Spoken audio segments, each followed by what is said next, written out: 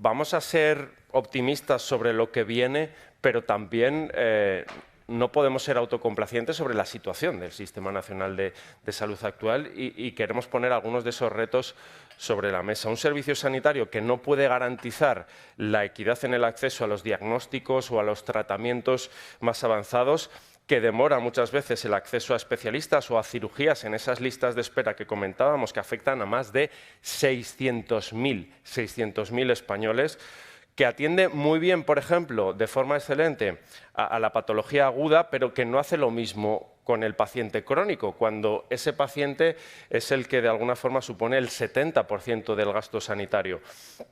Un sistema que tiene estas características, desde luego, necesita cambios, modificaciones urgentes, y el reto pasa por muchos subretos, por la medicina preventiva, por mejorar la atención de los pacientes crónicos, esos pacientes crónicos, para que puedan ser atendidos en sus domicilios, como hemos escuchado en la conversación de antes, en invertir, por supuesto, en tecnología para hacer de esa salud digital un camino, desde luego, ambicioso. Y con todos esos retos por delante y ese análisis, damos paso a una pregunta que es la que hacemos en los próximos minutos, y es cómo va a ser el Sistema Nacional de Salud en nuestro país en los próximos meses y en los próximos años. Y esta mesa la va a moderar mi compañero Daniel Entrialgo, que es el subdirector de Forbes España. Le pido ya que suba al escenario con esa pregunta sobre la mesa. Van a estar también Javier Urzay, que es el subdirector general de Farmaindustria. Va a estar Verónica Casado, que es la exconsejera de Sanidad de la Junta de Castilla y León, y, por cierto, mejor médico de familia del mundo en 2018. Va a estar Karina Escobar, que es la presidenta de la Plataforma de Organizaciones de Pacientes, que entrará de forma virtual, y va a estar María Villa, que es la presidenta de Medtronic en España y Portugal y presidenta de FENI. Bienvenidos todos, ya tenéis por aquí todo instalado. Adelante. Hola. ¿Qué tal? Muy buenos días. ¿Qué tal? Buenos días.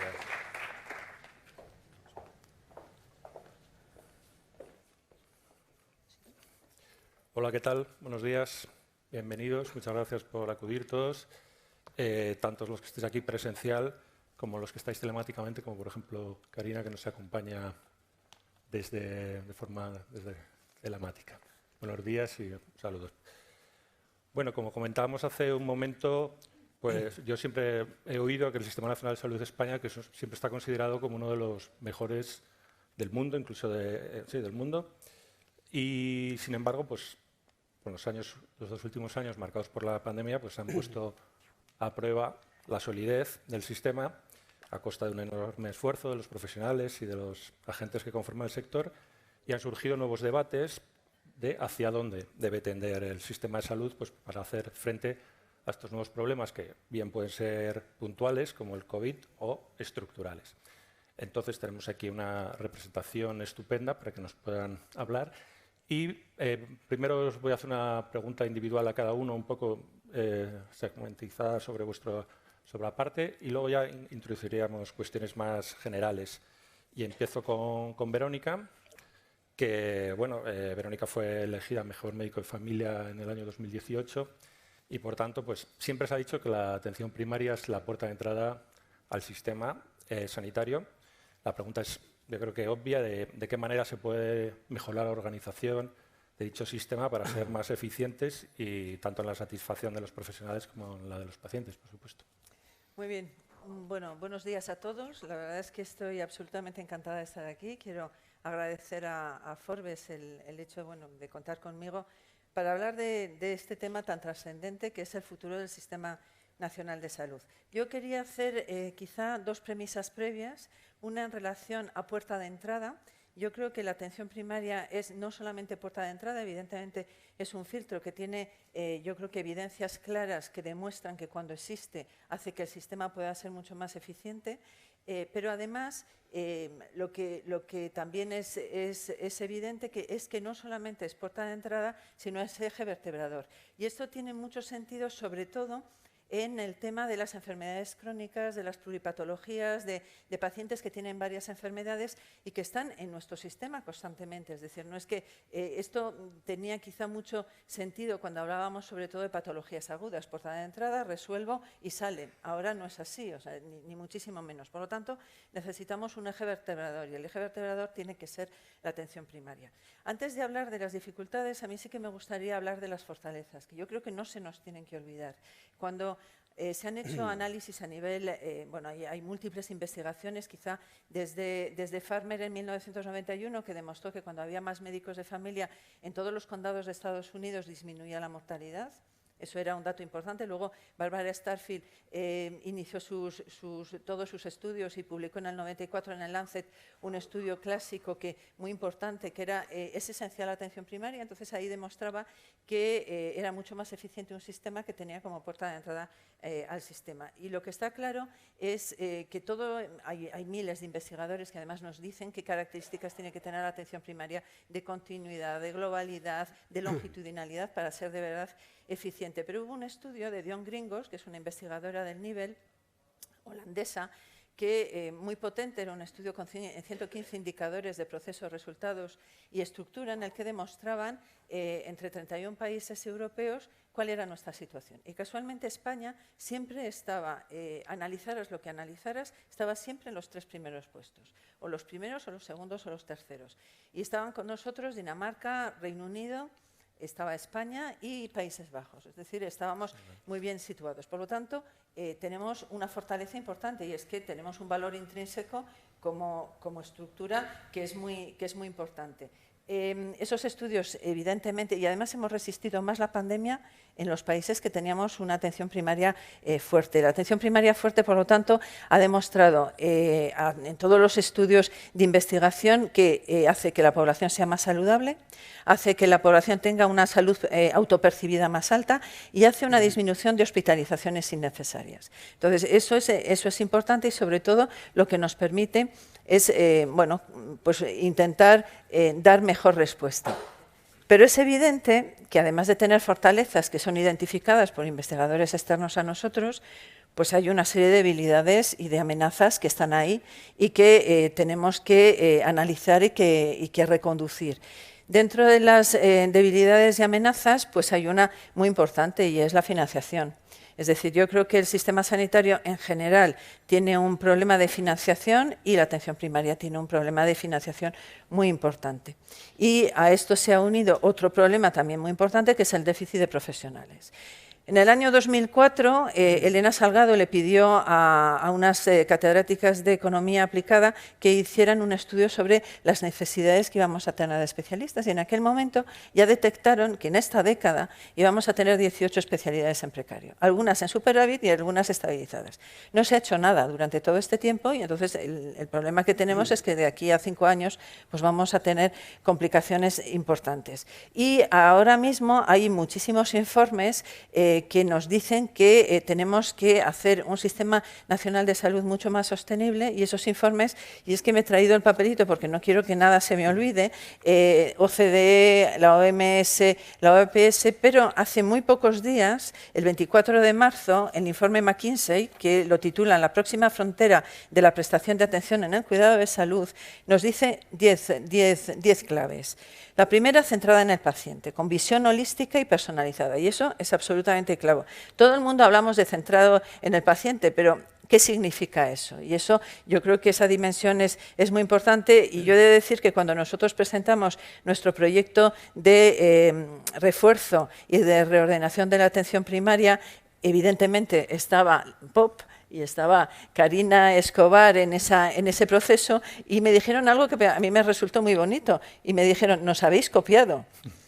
No les habíamos copiado, pero había tal confluencia de cómo creíamos que se tenían que hacer las cosas, que eso fue muy importante. Por lo tanto, tiene que estar centrada en el paciente, tiene que ser virtual, Es algo clave. Yo lamento enormemente cuando hay manifestaciones y veo grandes cartelones de las plataformas en defensa de la sanidad pública en Castilla y León que ponen no a la telemedicina. A mí me parece que eso es absolutamente grave. Por lo tanto, tenemos que trabajar para que sea virtual, que sea ambulatoria, ellos dicen centrada en los centros de salud, que sea domiciliaria, que esté basada en el valor. Tenemos que identificar con sistemas de información cuáles son las cosas que valen y cuáles no, y eso nos va a hacer mucho más, cuando seamos capaces de trabajar bien esos datos, nos va a hacer que seamos mucho más eficientes, va a estar dirigida a los datos y a la tecnología, tiene que ser transparente e interoperable, facilitada por las nuevas tecnologías médicas, financiada por inversores privados e integrada pese a estar fragmentada con las plataformas. Y aquí volver a dar las gracias a FENIN, que nos dio un premio por la plataforma sociosanitaria en Castilla y León. Entonces, todos estos elementos son elementos que son muy comunes, pero no solamente aquí en España, sino a nivel internacional. Y ese es, yo creo, que lo que tenemos que conseguir. Entonces, ¿por qué la atención primaria está ahora en crisis? Pues es evidente que por dos problemas fundamentales, que tienen que ver con la financiación y con el déficit de profesionales, y que va a ser peor en los 3 próximos años. Entonces, Pelone, otro investigador, cogió a estos países y dijo, vamos a ver, ¿qué es lo que, y una de sus preguntas es ¿qué es lo que les pasa a España cuando está situada en los puntos más altos en cuanto a los 115 indicadores, y resulta que debería tener mejores niveles de resolutividad y de eficiencia, y lo vinculaba con dos cosas, la financiación y el poder de regulación. Y la financiación vuelve otra vez a aparecer en un estudio de STOBE que clasifica el grado de satisfacción de los profesionales. Y es curioso que los países que nos acompañan en esas clasificaciones tienen todos un nivel más alto de satisfacción con su profesión, y España estamos los últimos. Con lo cual, yo creo que hay que financiar mejor, hay que aplicar la tecnología, la teleasistencia. Yo vengo de una comunidad autónoma que tiene 94.000 kilómetros cuadrados, con 25 habitantes por kilómetro cuadrado, con 3.666 consultorios y 1.300 médicos de familia para atender todos esos consultorios. O hacemos teleasistencia, o aplicamos tecnología, o reordenamos el sistema, o vamos a tener serios problemas. Yo creo que lo dejo ahí. Muy bien, muchas gracias. María Ávila es presidenta de Medtronic. La tecnología está surgiendo en la conversación todo el rato. Si se habla de futuro, normalmente se habla de tecnología. Me gustaría saber cuál debería ser el apoyo de las administraciones públicas. Se habla, por ejemplo, de los fondos Next Generation, de cómo se puede invertir, pero en doble faceta. Por un lado, en innovación, pero también el problema de la obsolescencia de la tecnología sanitaria en cuanto a la necesidad de mantener el parque tecnológico renovado, ¿no? Sí, muchísimas gracias, Daniel. Buenos días a todos y permíteme empezar dando las gracias a Forbes por organizar este evento, que la verdad es que va siendo una referencia cada año, y por invitarme a hablar en él. Sí, yo me dedico a la tecnología médica, tanto en mi faceta de directora de Medtronic en España y Portugal, como presidenta de la Federación de Empresas de Tecnología Sanitaria en España, de FENIN. La pregunta que me hacías es ¿qué ayuda pedimos a las administraciones públicas?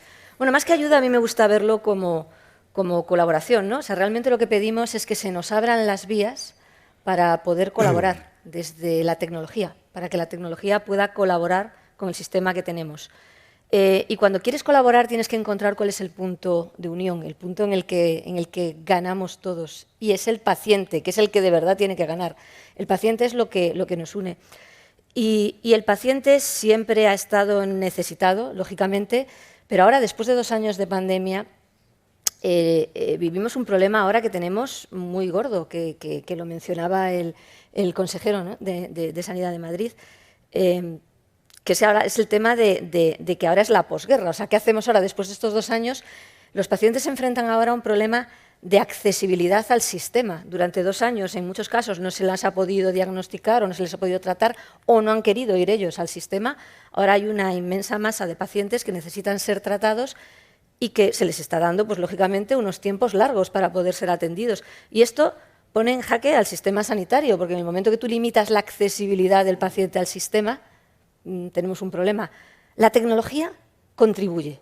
La tecnología puede claramente ayudar. La tecnología democratiza, hace que los costes bajen. Es cierto que primero tienes que incorporar tecnología, pero los costes del sistema bajan. Y ahora pondré algún ejemplo de por qué digo esto. Y hace que pueda llegar a muchísima más gente, incluso aunque haya barreras geográficas o poblacionales, como mencionabas. Bien, ahora tenemos una gran oportunidad de poder incorporar esta tecnología haciendo cosas distintas y haciendo que resolvamos el problema de la accesibilidad de pacientes al sistema. Tenemos una gran oportunidad, digo, por el contexto de los fondos europeos. O sea, cuando la financiación, que siempre ha sido un problema y lo seguirá siendo siempre porque la demanda de salud es infinita, pero ahora hay dinero y ese dinero tenemos que utilizarlo bien.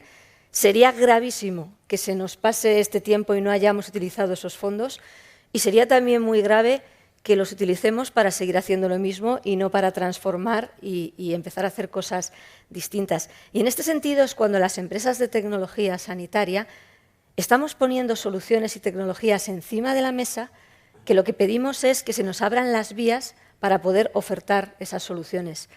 Y voy mucho más allá de la obsolescencia tecnológica. Hablo un momentito de la obsolescencia y luego voy, porque me preguntabas. Es cierto que hay dinero que está ya destinado de los fondos europeos para renovar parte del parque tecnológico. Bienvenido sea. De hecho, FENIN estuvo trabajando durante muchos años mediante su estudio de obsolescencia tecnológica y muchos años solicitando que hubiese dinero para renovar el parque tecnológico, parque que estaba obsoleto y que estaba poniendo en riesgo a pacientes, en riesgo de recibir más radiaciones de las necesarias o de no estar recibiendo las mejores atenciones. Estamos muy contentos de que se hayan destinado ahora 796 millones de euros a renovar 800 y pico equipos. Eso es un gran éxito, pero cuidado, no nos pongamos una venda delante de los ojos y pensemos que con eso ya tenemos toda la tecnología que necesitamos. No, con eso lo que vamos a hacer es renovar parte del parque tecnológico que estaba obsoleto. Bien, que era muy necesario, pero para empezar es parte. Estamos hablando solamente de una serie de equipamiento, gran equipamiento de imagen y diagnóstico, pero nos falta mucha tecnología que no está cubierta para nada, de momento, que sepamos, por ninguno del dinero que viene de fondos europeos, y es necesario que se destine fondos europeos a tecnología, sobre todo porque tenemos que mirar a los países de nuestro alrededor con los que debemos compararnos y estamos por debajo de ellos en penetración de tecnología médica. Es decir, la tecnología existe en España, se utiliza, pero está llegando a menos pacientes de los que debería llegar. Eso respecto a lo que me preguntabas de obsolescencia. Y respecto a lo que te decía de qué soluciones estamos poniendo encima de la mesa que pueden ayudar a ese problema de falta de accesibilidad al paciente, pues 3 ejemplos muy claros y muy breves. Y todos son digitales, porque no puede ser de otra manera ya. En todos se incorpora la digitalización a la tecnología. Estamos poniendo ya encima de la mesa soluciones y estamos haciendo ya, en determinados casos, monitorización remota de pacientes crónicos. La tecnología médica en muchos casos emite datos y tenemos ya además las soluciones alrededor de ellos para poder hacer monitorización remota para el Sistema Nacional de Salud. Esto ya se está haciendo. Otro ejemplo es el de la digitalización de la hospitalización domiciliaria. Se habló antes, habló el consejero sobre la importancia de la hospitalización domiciliaria. Esta no la hace la industria de tecnología, la hace el sistema de salud, lógicamente, pero con tecnología lo que sí podemos hacer es digitalizar el hogar del paciente, integrar eso en el sistema, en la historia clínica, en el Sistema Nacional de Salud, y al final podemos conseguir que los pacientes crónicos, pacientes mayores, pacientes que están en pueblos que no tienen acceso rápido al sistema, no tengan que desplazarse innecesariamente, estén mejor controlados, reciban una visita, una videoconferencia de su médico cuando de verdad hace falta y no cuando toca la consulta de cada mes o cada 6 meses o lo que se pueda hacer. Y esto pues es una verdadera ventaja. Y esto ya se está haciendo. Y el tercer y último ejemplo que pongo, y es más ya a nivel atención hospitalaria, es en los procesos quirúrgicos, el tema de hacer bloques quirúrgicos inteligentes. Es decir, digitalizar y poner en conexión, y esto ya lo hacemos, todos los recursos tecnológicos y sistemas que existen en los bloques quirúrgicos, que es la mayor fuente de gasto dentro de los hospitales, el bloque quirúrgico, conectarlo todo tener una especie de torre de control que te permite planificar bien dónde tienes que enviar los pacientes, dónde pueden ser tratados mejor, dónde tenemos muchos, dónde tenemos pocos, qué conciertos hay que hacer. Esto ya lo estamos haciendo, además incorporando inteligencia artificial para poder planificar bien las intervenciones. Ya lo estamos haciendo desde la industria de tecnología médica con determinados hospitales públicos y lo estamos haciendo.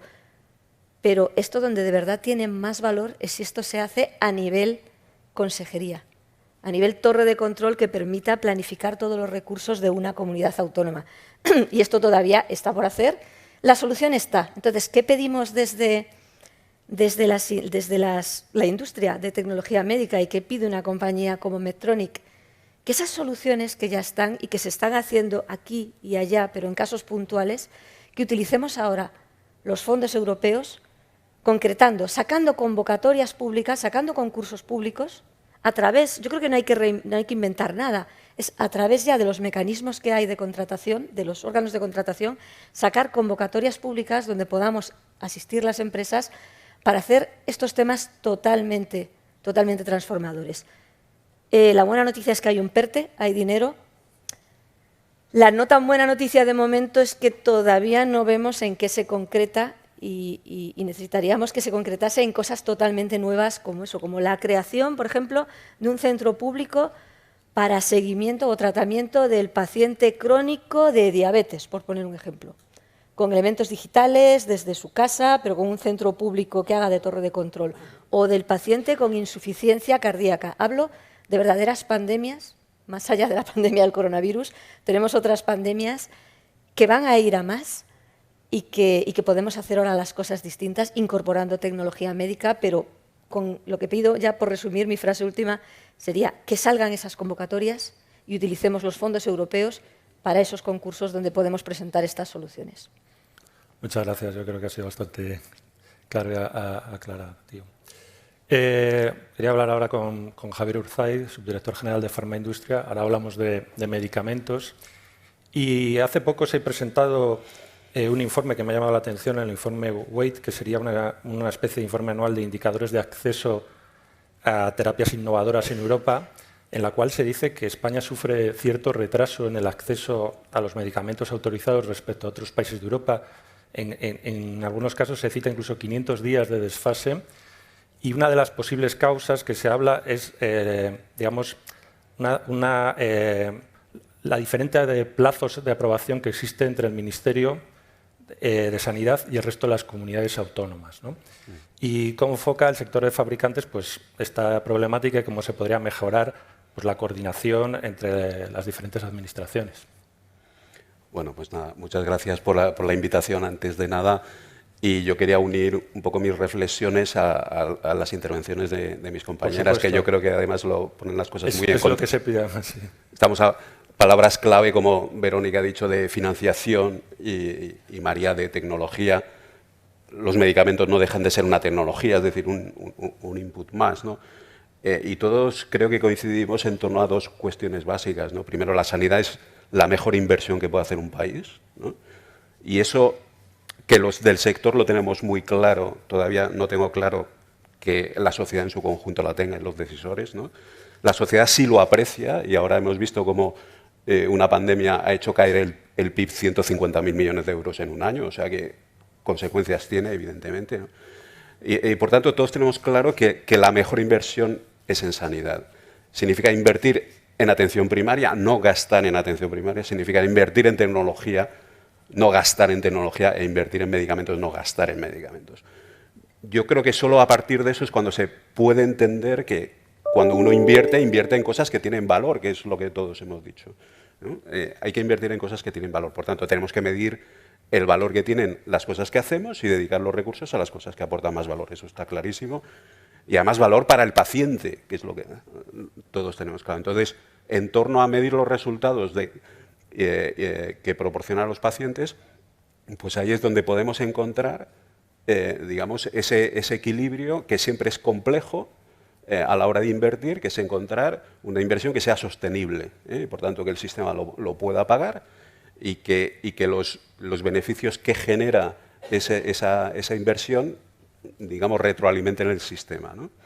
Entonces, ¿qué ocurre con los medicamentos? Pues pasa un poco como en todo, que tenemos un déficit de financiación. Tenemos déficit de financiación primaria, déficit de financiación en tecnología, o deberíamos invertir de forma más consistente, más sistemática y más productiva, ¿no? En el caso de los medicamentos nos encontramos con que nosotros como industria farmacéutica, lógicamente, nuestra razón de ser es investigar y desarrollar y poner a disposición de los pacientes y los profesionales sanitarios nuevos medicamentos que ayuden a vencer a la enfermedad, si es posible curándola, si no es posible o cronificándola o mejorando la salud de los pacientes.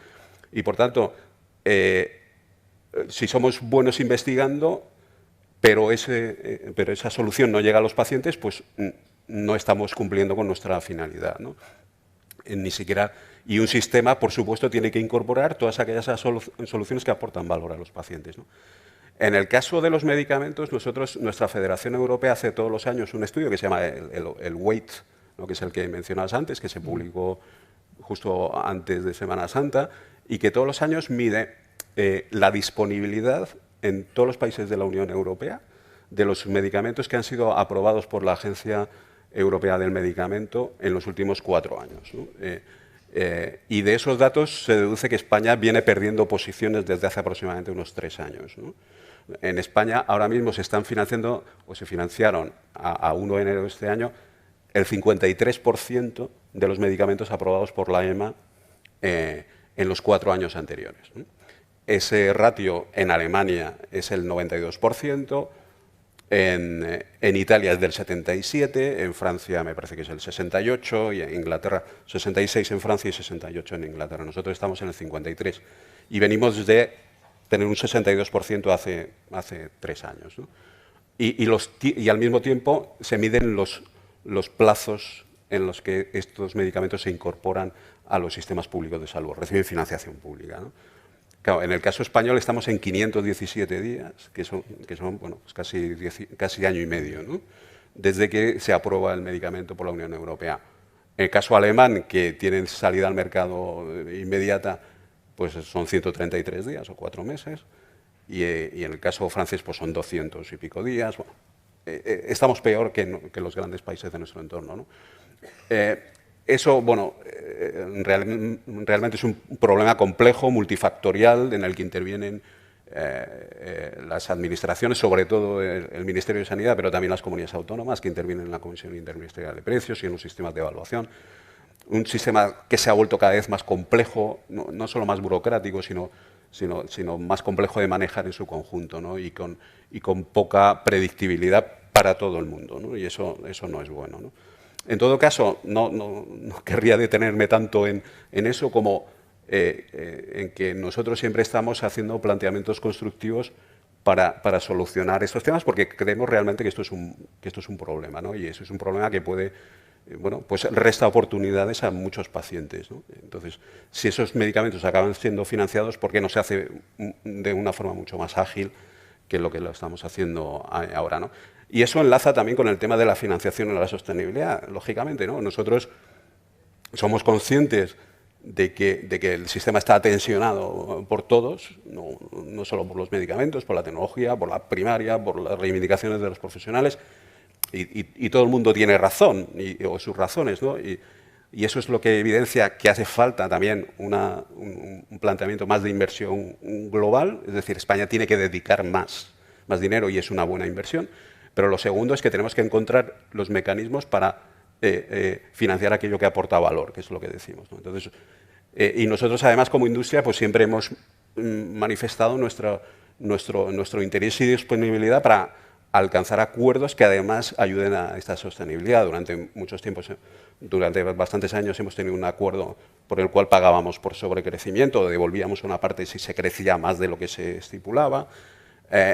Cada vez más los acuerdos de precio de los nuevos productos llevan aparejadas también techos de gasto, situaciones que permiten el control presupuestario, pero hay también una reflexión, es que de esos medicamentos que salen aprobados, el 40% tienen restricciones de uso para los pacientes, ¿no? Y eso no es bueno. Eso es un síntoma de que se está utilizando, o sea, la preocupación por el coste está repercutiendo sobre la atención, porque está disminuyendo la capacidad que tienen los pacientes de ser usuarios o disfrutar de las oportunidades de esos nuevos medicamentos, ¿no?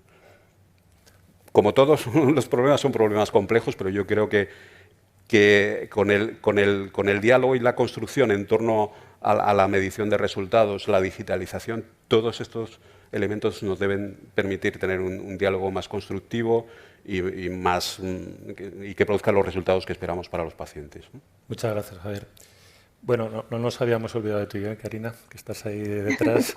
Karina es presidenta de la Plataforma de Organizaciones de Pacientes, que es una palabra que ha salido en las conversaciones, yo creo que constantemente, ¿no? Fundamental. Y la pregunta es obvia, pues, ¿cuáles serían los mecanismos de participación, los mecanismos más efectivos para que haya una cooperación más eficiente con los pacientes dentro del sistema? Y si quieres comentar alguno de los aspectos que se ha hablado anteriormente, pues total libertad. Bueno, buenos días a todos y a todas. Siento no poder estar ahí de manera presencial. Estoy en Jaén con los farmacéuticos y bueno, yo creo que todo lo que hemos para dar pues servicio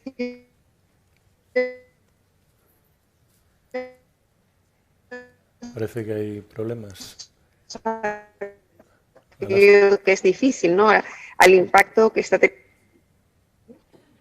Karina, ¿Hola? perdona, nos ¿Sí? hemos perdido durante un rato. Perdonad. Si puedes retomar, por favor. Retomo que no, Gracias. bueno, el agradecimiento de poder estar participando con vosotros hoy y bueno, el resultado de lo que se ha hablado en la mesa está claro que estamos en un momento de transformación y de evolución de nuestro Sistema Nacional de Salud, que tenemos que poner el foco en lo más complicado, que en este caso sería la cronicidad, el cambio demográfico. Un 54% de la población española tiene alguna enfermedad crónica y desde nuestro punto de vista la participación efectiva de los pacientes es esencial, ¿no? Y una participación que va desde la participación del paciente con su propia salud, en ese ámbito de la corresponsabilidad, pero también de las entidades que lo representan, tanto a nivel macro como a nivel meso. Nosotros desde la Plataforma de Organizaciones de Pacientes trabajamos para crear esos espacios, ¿no? Espacios formales que podamos participar en igualdad de condiciones que otros agentes, ¿no? Nos consideramos un agente más del sistema sanitario, creemos que somos agentes de cambio y creemos también en un trabajo colaborativo y cooperativo entre todos. Nosotros no valoramos tanto la experiencia que tenemos a nivel individual y la que vamos sumando también de los servicios que ofrecemos de nuestras entidades. En las entidades de la Plataforma de Organizaciones de Pacientes, en este caso, tenemos unos 12.000 empleados con unos 65.000 voluntarios que durante el 2021 dimos servicios a 1.400.000 personas, ¿no? Creo que es un dato importante, tanto a pacientes como a familiares.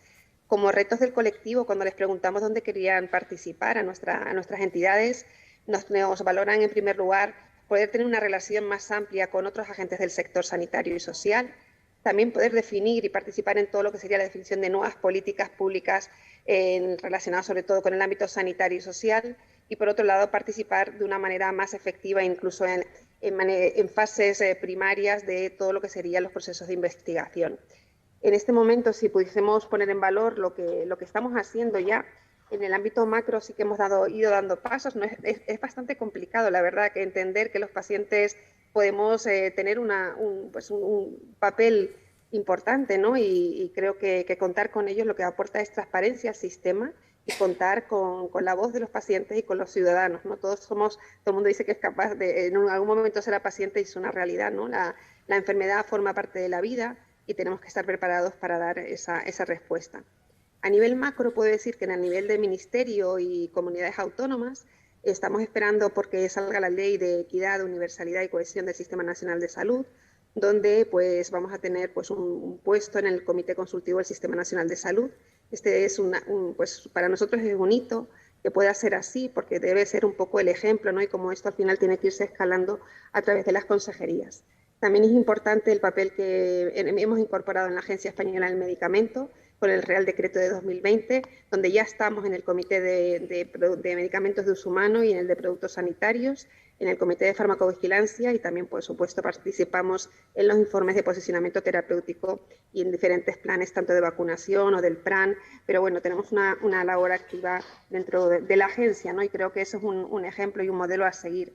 También en el Instituto de Salud Carlos III estamos ya en la evaluación de convocatorias, tenemos 5 puntos en la evaluación de las convocatorias dentro de la evaluación general y también estamos en el comité de selección de las plataformas del instituto, con lo cual esto es importante, ¿no? Como hemos ido incorporándonos y estos pequeños hitos han hecho que tengamos, además de poder estar en diferentes ámbitos, tener esa parte formal, ¿no?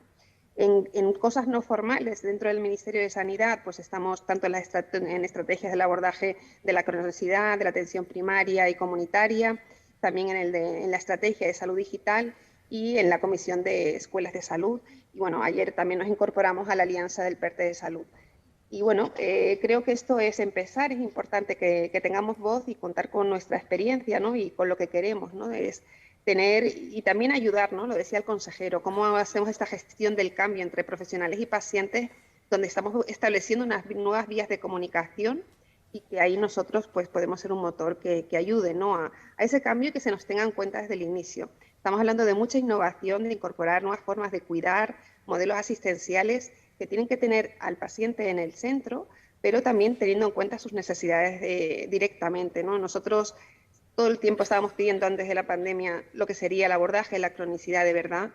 Necesitamos pues retomar todos los planes que hagan pues que la continuidad asistencial sea una realidad, que la atención primaria esté bien dotada para atender aquello que tienen, al final la fragilidad que tenemos o las personas con muchas enfermedades complejas, pues al final necesitan soluciones cercanas a su realidad y en este caso pues nosotros vemos que es fundamental seguir innovando y pensando, ¿no? En hacerlo difícil, que es dar servicios a pacientes más complejos, frágiles, que en este momento, pues, como decía, pues hemos empeorado, ¿no? Hemos empeorado en patologías crónicas, se han incorporado diagnósticos retrasados y todavía no tenemos la asistencia sanitaria que requerimos y pacientes muchísimo más complejos y que en este momento pues, han vivido con mucha incertidumbre la pandemia y seguimos en esa situación de volver a retomar tanto la asistencia sanitaria como el cuidarnos mejor, que esto es importante.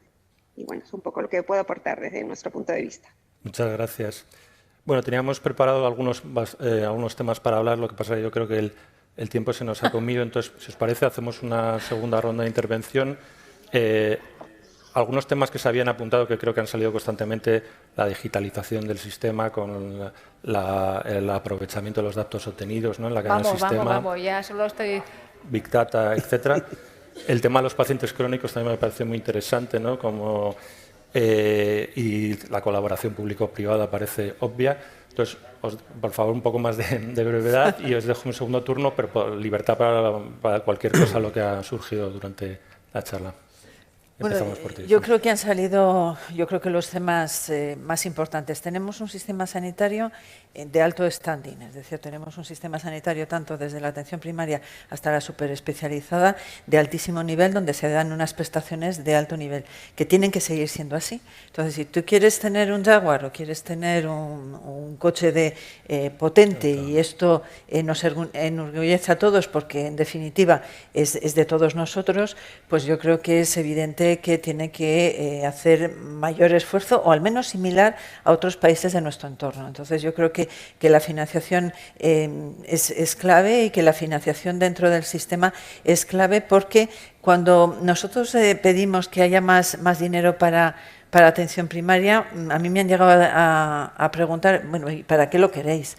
Hombre, pues perdona, para tener más tecnología, es decir, porque la tecnología no solamente son los grandes aparatos, claro. La tecnología es que yo pueda hacer teleasistencia y no solamente la teleasistencia de videollamadas, sino la teleasistencia de yo tengo el fonendo y soy enfermera, estoy atendiendo a un paciente a 50 kilómetros de donde está el médico y el médico está escuchando mi corazón o está viendo mi garganta o es decir, que esa es la tecnología en la que nosotros tenemos que invertir y hay mucha tecnología que poner en marcha. Desde luego hay que digitalizar todo el sistema.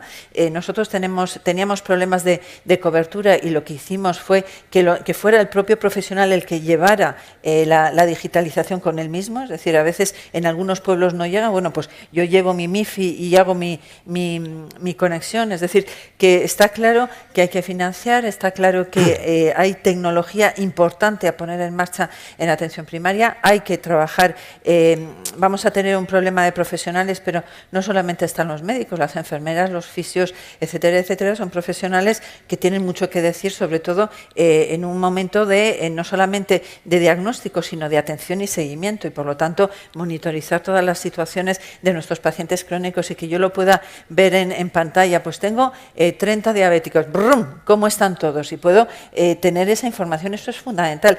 Le debemos muy pocas cosas a la pandemia, muy poquitas, pero una de las que sí que debemos es que hemos acelerado mucho todos los procesos de digitalización y de sistemas de información. Y luego hay un tema que a mí me preocupa y que ha salido, pero de manera muy tangencial, y es la variabilidad que tenemos. Tenemos muchísima variabilidad entre los profesionales de atención primaria. No nos parecemos en nada, incluso en un propio centro de salud, ni los cirujanos entre ellos. Entonces, tenemos que tener sistemas de información basadas en indicadores de salud, es decir, y en desempeño. O sea, y eso yo creo que de alguna manera, si nos basamos en el valor y tenemos buenos sistemas de información, nos va a permitir el ajustar. Pues esto hay que operarlo. No, es que no hay que operarlo, o sí, pero tenemos que gestionar no solamente lo que hacemos, sino incluso la variabilidad y metiendo indicadores de calidad. María, por favor. Sí, también de forma muy breve intentaré. A mí me gustaría que dejásemos de hablar de sostenibilidad del sistema, porque es que llevamos años hablando y no nos lleva a ningún lado hablar de esto. Al final el sistema es lo suficientemente flexible para adaptarse hasta una pandemia. Y al final, ¿en qué se traduce pues, los peores momentos? Pues en que limitamos el acceso de pacientes al sistema. Y eso es lo grave. Y eso es lo que ha ocurrido durante la pandemia y eso es lo que está ocurriendo ahora, con gente que no puede acceder al sistema por lo que decía de la bolsa que hay de pacientes por tratar. La tecnología contribuye mucho. La tecnología democratiza. Y pongo un ejemplo de otra industria muy brevemente. Hace años hacer una conferencia con Estados Unidos era carísimo. El que tenía familia en otro continente solo podía hablar de vez en cuando. Hoy en día, gracias a la tecnología que surge, por un coste muy pequeño, todo el mundo está en contacto directo, se ha democratizado. La tecnología, que no se vea por favor como un coste, la tecnología democratiza y hace que pueda llegar, en este caso la sanidad, a más gente. Tenemos, como decías, una primaria estupenda, tenemos una atención de hospitales especializada estupenda, pero están saturadas y van a seguir estando porque la demanda de salud es infinita. Mi propuesta, y con esto ya cierro mi intervención, es que se utilicen los fondos europeos para crear un tercer bloque que sería centros especializados en cada comunidad autónoma en tratamiento de crónicos, utilizando tecnología, utilizando digitalización, en contacto mediante los sistemas con la primaria y con especializada, pero pudiendo de esa manera dar salida a mucho paciente crónico que podemos tratar desde sus casas, desde el Sistema Nacional Público, desde luego, siempre. Muchísimas gracias. Javier. Yo enlazo con cosas que está diciendo María, pero básicamente inversión, trasladar a los responsables que invertir es bueno y, por tanto, que pierdan miedos a eso. En el caso que comentaba María, en el caso de los medicamentos, es muy evidente los problemas de adherencia terapéutica que hay, por ejemplo, ¿no? Pues que el 50% de los pacientes no se tomen su medicación, pues tiene consecuencias graves sobre su salud, ¿no? Todos estos sistemas nos pueden ayudar a mejorar eso, ¿no? Y hay muchos otros ejemplos. En el campo se habla de la medicina de precisión o la de medicina personalizada. Bueno, pues claro, hay que utilizar los biomarcadores para decir qué medicamento se da a cada persona. Y hoy por hoy esos biomarcadores no están incorporados sistemáticamente a la cartera de servicios, ¿no? Por tanto, y es necesario para hacer una buena atención y para dar a cada uno lo que necesita y a los que no lo necesitan no dárselo, lógicamente, ¿no?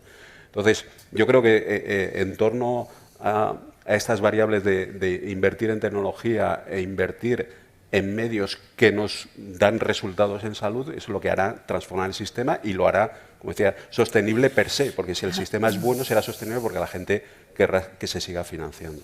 Muchísimas gracias. Y terminamos ya la intervención con Karina, por favor. Nada más que añadir, sino que la transformación digital es imparable en este momento, que es fundamental. Si hablamos de procesos asistenciales, lo que tendremos que intentar que realmente consigamos más flexibilidad de un sistema que nos cuesta mucho acceder a él y que sea una oportunidad para complementar la asistencia presencial, por supuesto, y que mantengamos y tengamos en cuenta también pues, toda la brecha digital y todos el futuro está claro que está ahí la digitalización, pero que demos pasos que realmente pues no dejemos atrás a diferentes colectivos que son muy vulnerables y en este momento requieren, pediría, de una asistencia sanitaria presencial urgente para retomar aquellas las necesidades de salud y ayudarles en todo lo posible. Pues nada más, muchísimas gracias. Yo creo que ha sido una visión muy rica y muy interesante del futuro del sistema y pasamos a la siguiente charla. Muchas gracias. Gracias.